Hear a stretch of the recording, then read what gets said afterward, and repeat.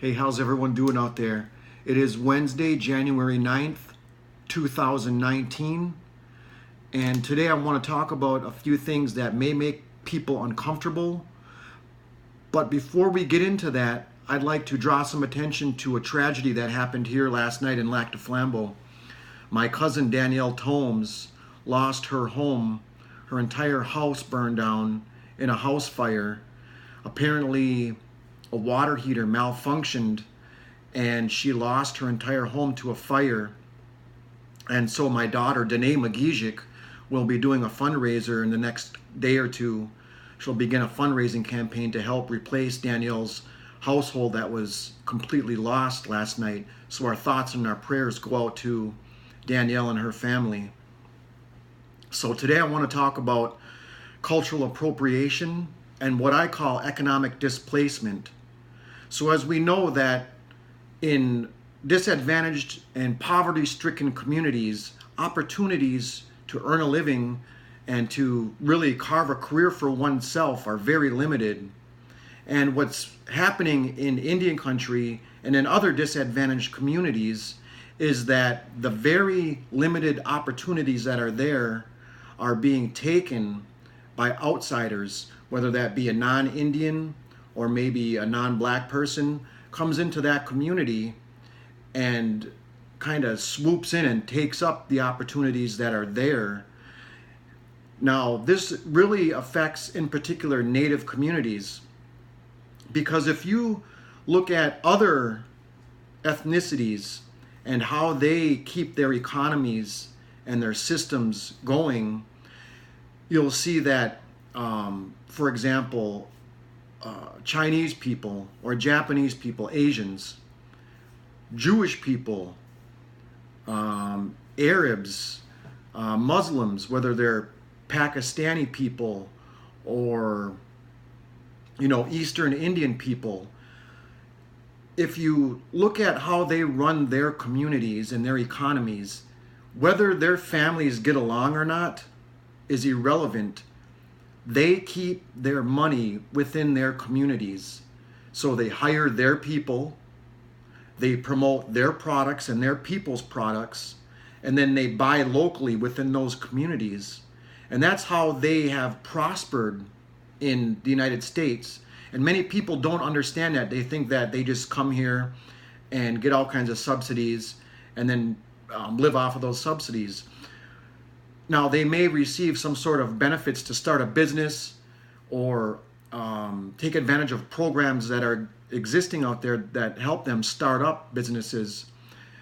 But in the larger scope of things, they really focus on keeping the money within their communities. They hire their people, they advocate for one another, and they really empower one another. And that's regardless if they get along, if they like each other. There's many internal feuds in those communities, but they keep those feuds private and they really focus on the betterment of everyone's well-being within that community.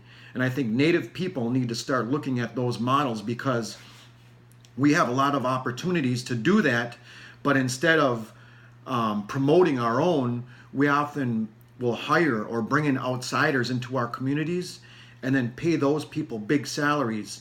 Now, for instance, in Lac du Flambeau, where I'm at, if a non-Indian can come into our community with a high school diploma and no college education and make $100,000 a year, so can an Indian, so can a Native person.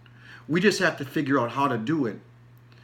And I'm not bashing anybody, whether that be the tribal government, people that do the hiring, people that do the selecting of potential or prospective employees or vendors.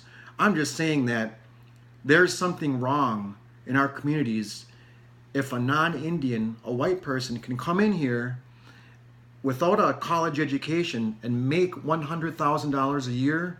I know that we can find natives right here that can do that same work for that type of money.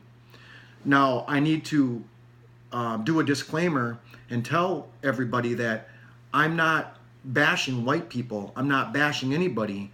We need non-native allies if we're going to succeed in the 21st century as Native people. But there's a difference between being an ally and a partner and collaborating on things, or coming in and actually boxing out people and taking those few limited opportunities away from Indian people to raise their own families, to provide for their own families. I think that one of the reasons that we have a hard time promoting each other and empowering each other is that there's a lot of historic trauma. And traditionally and historically, Indian people lived as communal groups. We lived in smaller villages where everybody prospered off of the next person's success or failure. So if somebody had a lot of material things, they gave those things away. They shared those things. So if you fast forward into the 21st century, into 2019, Native people have a hard time accepting each other's success, because somewhere inside of us, whether that's on a genetic level or a cellular level, where something in us kicks in and says, well, that person's, they have a new car, or they have a great job, or they make a lot of money, and we start tearing them down. I don't know what causes that, other than my only explanation is historic trauma and the fact that we, like I said, historically lived as communal people. We need to get to a place where we empower one another. Whether we like the next person or not should really be irrelevant. We can not like that next person, but we should be able to empower each other, because if one of us succeeds, it's really a success for all of us. And we need to really look at that and how to prosper and succeed off of one another. Like I said, Native people could really rip a lesson plan or take a lesson from those groups I mentioned before, whether they are Asians or Jews or Pakis. They keep their money local. They keep their money within their own communities.